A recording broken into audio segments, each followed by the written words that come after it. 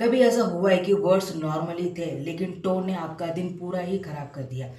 किसी ने नॉर्मल सी बात बता दी लेकिन एक लाइन आपके दिमाग में घूमता रहता है। आप ओवरथिंक करते हैं, बार बार उस मोमेंट को रिप्लाई करते हैं और अंदर हैवी सा फील होने लगता है। कंफ्यूजिंग पार्ट ये है कि टेक्निकली वो वर्ड्स गलत नहीं थे, लॉजिक भी थे, फिर भी इमोशनली कुछ टूट जाता है। और यही लोग सबसे ज़्यादा मिस्टेक करते हैं। हम सोचते हैं कि कम्युनिकेशन का मतलब सही वर्ड्स बोलना होता है, बट सच ये है कि कम्युनिकेशन वर्ड्स का गेम नहीं होता।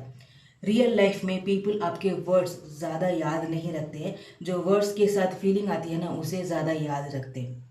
ऑफिस हो, रिलेशनशिप्स हो, फैमिली हो, मिसअंडरस्टैंडिंग वर्ड से नहीं बल्कि टोन से होती है। हमें खुद ही रियलाइज़ ही नहीं होता है कि हम क्या सिग्नल भेज रहे होते हैं। इस वीडियो में हम ये समझेंगे कि ये टोन इतना पावरफुल क्यों है, मिसअंडरस्टैंडिंग कैसे क्रिएट करता है और वो प्रैक्टिकल टूल्स जो आपको टोन को रीड करने में एंड यूज़ करने में हेल्प करेगी ताकि आप सही बोलना एंड बेटर कम्युनिकेटर बन सके। तो इसके पीछे का रीज़न ये है कि हम सोचते हैं अगर पोलाइट वर्ड्स यूज़ करेंगे लाइक थैंक यू या प्लीज़ तो कम्युनिकेशन अच्छी हो जाएगी एंड मैसेज भी सॉफ्ट एंड रिस्पेक्टफुल लगने लगेगा। बट इन रियलिटी लोग डिक्शनरी के वर्ड से ज़्यादा फीलिंग्स पर रिएक्ट करते हैं। कम्युनिकेशन कोई थियरी नहीं है, वो एक इमोशन है। लोग वर्ड से भी ज़्यादा टोन पर रिएक्ट करते हैं। सेम सेंटेंस अलग टोन में बोला जाए तो उसका रिएक्शन भी अलग ही होता है। और यहाँ पे कैसे बोला गया है वो बहुत ही प्रॉब्लम क्रिएट करता है, क्योंकि टोन में एटीट्यूड, इमोशंस, एनर्जी मिक्स होते हैं, जिसकी वजह से ईगो, फ्रस्ट्रेशन और इरिटेशन जैसे इमोशंस क्रिएट होते हैं। सामने वाले वर्ड्स पे नहीं बल्कि टोन को फील करते हैं, और जब टोन में रेस्पेक्ट कम हुई ना तो वो इजीली हर्ट हो सकते हैं। तो ये मैटर इसलिए करता है क्योंकि ह्यूमन ब्रेन लॉजिक से नहीं बल्कि इमोशन से सोचता है। जब उसे कोई टोन सुनाई देता है ना तो वो पहले ही डिसाइड कर लेता है कि मैं सेफ हूँ या फिर मुझे अटैक किया जा रहा है। टोन यहाँ पे अलार्म सिस्टम की तरह काम करता है एंड वर्ड्स को वो बाद में प्रोसेस करता है।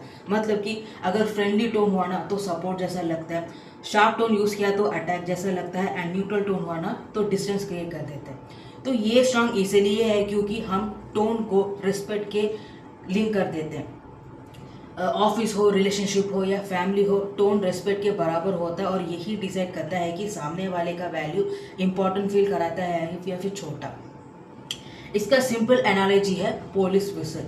विसल में कोई वर्ड्स नहीं होता, बट जो भी मैसेज आता है ना वो क्लिस्टर क्लियर होता है। विसल के सुनते ही हार्ट रेट चेंज हो जाती है, अटेंशन शार्प हो जाती है, मसल्स टाइट हो जाते हैं एंड रिएक्शन ऑटोमेटिक हो जाता है। वैसे ही टोन के साथ भी होता है। वर्ड्स के मीनिंग को समझने के पहले ही बॉडी रिएक्ट करता है कि ये सेफ है, ये थ्रेट। इसलिए कभी कभी वर्ड्स भी फाइट स्टार्ट करवा देता है जब वर्ड्स नॉर्मली होते हैं। तो इसे कैसे कर सकते हैं? वेल, इसके 3 प्रैक्टिकल सॉल्यूशंस हैं जो आपको टोन को समझने में हेल्प करेगी। वो क्या है? Let's find out. So first one is separate words from tone. सबसे पहले ये क्लियर करना बहुत ही जरूरी है कि प्रॉब्लम वर्ड से हो रही है या फिर टोन से। ये पावरफुल अवेयरनेस स्किल है, क्योंकि ज़्यादातर लोग बिना सोचे ही फाइट मोड में चले जाते हैं और वो खुद ही रियलाइज नहीं करते कि प्रॉब्लम किस चीज़ से हो रही है। जब आप कॉन्शियसली सोचते हैं कि मुझे सेंटेंसेस से हर्ट हुआ है या फिर उनके बोलने के तरीके से, तो यहाँ पे कंफ्यूजन क्लियर हो जाता है और आप इमोशनली और मैच्योर तरीके से उस सिचुएशन को हैंडल कर पाते हैं। ज़्यादातर केसेस में कंटेंट न्यूट्रल ही रहता है, बस डिलीवरी में इमोशनल लीक हो जाती है। जब बॉस इस तरह से बोलते हैं कि फाइल भेजो तो यहाँ पे वर्ड्स बिल्कुल नॉर्मली रहते हैं और सेंटेंसेस में इतना रूड भी नहीं होता। लेकिन जब यहाँ पे शार्प टोन यूज़ किया जाता है तो ब्रेन इसे एक टास्क की तरह नहीं बल्कि प्रेशर एंड डिसरिस्पेक्ट के रूप में रीड करता है और आप काम से नहीं बल्कि उस एनर्जी से हर्ट हो जाते हैं। तो यहाँ पे जब आप डिफरेंसेस समझ आते हैं तो अननेसेसरी फाइट से बच सकते हैं और आप उस प्रॉब्लम को क्लियरली एड्रेस भी कर पाते हैं। So second one is don't personalize tone. हम एक नॉर्मल मिस्टेक करते हैं, वो ये है कि टोन को अपने वैल्यू से लिंक कर देते हैं। जब भी कोई कोल्ड या शार्प टोन से बात करता है ना तो माइंड उसे पर्सनली ले लेता है। लेकिन यहाँ पे एक्चुअल रीजन ये होता है कि टोन सामने वाले का स्ट्रेस होता है। डेडलाइंस, प्रेशर, बॉस का टेंशन, पर्सनल प्रॉब्लम्स, ये सब वॉइस और एनर्जी में लीक हो जाते हैं। फॉर एग्जाम्पल, कभी आपके कलीग्स ने रूडली बात किया तो यहाँ पे ये रीज़न नहीं होता है कि वो आपसे गुस्सा है या फिर वो आपको रेस्पेक्ट नहीं कर रहे हैं।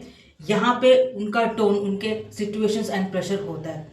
उनके वॉइस उस सिचुएशन को सिग्नल देती है और आपका वर्थ स्टेबल ही रहता है। जब आप ये चीज़ें समझ जाते हो ना तो आप इमोशनली प्रोटेक्टेड रहते हो, ओवर थिंकिंग कम करते हो, सेल्फ रिस्पेक्ट सेफ रहता है एंड रिएक्शन भी नॉर्मली रहता है, बड़ा नहीं होता। So third one is check tone impact not a intent. कई बार फाइट इंटेंट से होता है क्योंकि आर्ग्यूमेंट में कोई ना कोई इस तरह से बोल देता है कि मेरा इंटेंशन गलत नहीं था। तो इस फाइट में प्रॉब्लम सॉल्व करने के बजाय अपने नीयत को डिफेंड करने में लग जाते हैं और यहाँ से कनेक्शन वीक हो जाती है। जब आप इस तरह से बोलती हो कि मेरा इंटेंशन गलत नहीं था, तो यहाँ पे आप अपने कैरेक्टर को प्रोटेक्ट कर रहे होते हो और सामने वाले अपने फीलिंग्स को प्रोटेक्ट कर रहे होते हैं। तो दो लोग दो चीज़ों पे लड़ रहे होते हैं, एक इंटेंशन पे और दूसरा इम्पैक्ट पे। बट इंटरेस्टिंग बात यह है कि रिलेशनशिप इम्पैक्ट पे बनता है, यहाँ पे कनेक्शन इमोशन से होता है। रिलेशनशिप में ये नहीं देखा जाता है कि आप क्या सोच समझ के बोल रहे हो, ये देखा जाता है कि सामने वाले कैसे फील कर रहे हैं। इमोशनल इंटेलिजेंस लैंग्वेज में कहे तो वर्ड्स ठीक थे, लेकिन टोन ने थोड़ा स्ट्रॉन्ग फील करवा दिया है।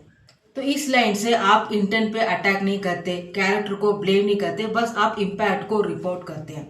इससे क्या होता है कि सामने वाले डिफेंस नहीं होते और conversation safe and mature direction में जाने लगता है। अब हम मिनी रियल लाइफ कॉन्वर्सेशन देखते हैं जो कि ए एंड बी के बीच हो रही है। ए ने कहा कि तुमने काम किया कि नहीं, तो यहाँ पे वर्ड्स बहुत ही न्यूट्रल है और सेंटेंस में कोई रूडनेस भी नहीं है। बट अगर यहाँ पे शार्प टोन में बोला गया है ना, तो ये सेंटेंस से थोड़ा प्रेशर एंड कंट्रोल जैसा फील होता है। तो यहाँ पे प्रॉब्लम वर्ड से नहीं बल्कि टोन से क्रिएट होती है। तो बी का रिएक्शन ये होता है कि तुमने इस तरह के टोन से क्यों कहा। तो ये लाइन एक्वेशन जैसे लगता है। तो ऐसा कहने से ए को लगने लगता है कि उस पर अटैक हो रहा है, तो वो डिफेंसिव हो जाता है। तो यहाँ पे इशू को सॉल्व करने के बजाय ईगो हर्ट होने लगते हैं। तो अब यहाँ पे करेक्टेड इमोशनल इंटेलिजेंस का रेस्पॉन्स देखते हैं। वो ये है कि वर्ड्स वीक थे पर टोन से प्रेशर फील हो रहा है। तो यहाँ पे आप 3 पावरफुल स्किल्स यूज करते हैं। वो ये है कि आप टोन एंड वर्ड्स को सेपरेट करते हैं, सेकंड पर्सनली नहीं लेते, एंड थर्ड इम्पैक्ट को रिपोर्ट करते हैं, ना ही इंटेंशन को। तो यहाँ पे रिस्पॉन्स इस तरह से होता है कि मेरी बात गलत नहीं थी, बस डिलीवरी में थोड़ा एडजस्ट करनी होगी। इससे डिफरेंस कम हो जाती है एंड कॉन्वर्सेशन मैच्योर बन जाती है। Same sentence and better communication. इसका मतलब ये है कि आप सेंटेंसेस को बदलना नहीं चाहते, बस उस रिलेशनशिप एनवायरनमेंट को बदलने की कोशिश कर रहे हैं। वर्ड्स सेम ही रहते हैं, टोन अवेयरनेस हाई होती है एंड इम्पैक्ट बेटर होता है और कॉन्फ्लिक्ट्स नेचुरली कम हो जाती है। अब आपकी ये 3 प्रैक्टिकल सॉल्यूशन समझ आ गया होगा, फिर भी हम एक बार रिकैप देख लेते हैं। तो first one is separate. Words and tones को अलग करना होगा, ये कम्युनिकेशन का फाउंडेशन स्किल है। जब आप सेपरेट करते हो तो इमोशनल कंफ्यूजन कम हो जाती है एंड आप क्लियरली समझ जाते हो कि क्या बोला गया है और कैसे बोला गया है। Second one is not about me. जब कोई शार्प या कोल्ड टोन से बात करता है तो उसे पर्सनली मत लीजिए, क्योंकि कभी कभी सामने वाले प्रेशर में होते हैं, स्ट्रेस में होते हैं, उनका बैड डे चल रहा होता है। जब आप ये बात समझ लेते हो ना, तो सेल्फ रिस्पेक्ट को उनके टोन से कंपेयर मत कीजिए। And last one is check impact. Impact check करना रिलेशनशिप को रिपेयर करती है, क्योंकि यहाँ पे आप इंटेंशन पर फाइट नहीं कर रहे हैं, उनके टोन पर अटैक नहीं कर रहे हैं। यहाँ पे आप सिर्फ ये बता रहे हैं कि उनके इस टोन से किस तरह से आपके ऊपर इफेक्ट हुआ है। तो ये 3 चीज़ें, क्लैरिटी, इमोशनल प्रोडक्शन एंड काम, इम्पैक्ट चेक करता है और मिसअंडरस्टैंडिंग कम हो जाती है। सो इन द एंड ज़्यादातर दर्द वर्ड से नहीं बल्कि कैसा बोला गया है उससे होता है, इसलिए बात तुरंत ही फील हो जाती है। क्योंकि यहाँ पे ज़्यादातर हर्टफुल मेमोरीज वर्ड से नहीं बल्कि उस एटीट्यूड, उस वॉइस और उस एनर्जी से जो बोला गया है उससे होती है। टोन एक sharp, short and powerful signal है जो पूरी बात के इमोशन, मीनिंग को डिसाइड करता है। तो समझदार लोग अपने वर्ड्स ही नहीं बल्कि अपने टोन पर भी ध्यान देते हैं। जब आप टोन को ज़्यादा समझने लगते हैं ना, तो आप बेटर कम्युनिकेटर ही नहीं बल्कि आप बेटर ह्यूमन बनते हैं। आप ज़्यादा लोगों को समझने लगते हैं, उसके साथ अपने इमोशंस एंड अपने रिएक्शंस को भी। तो अगर आप इस तरह के प्रैक्टिकल सॉल्यूशन से अपने टोन एंड कम्युनिकेशन स्किल्स को इम्प्रूव करना चाहते हैं तो मेरे आने वाले वीडियोस को मिस मत कीजिए। See you guys in the next one. Bye.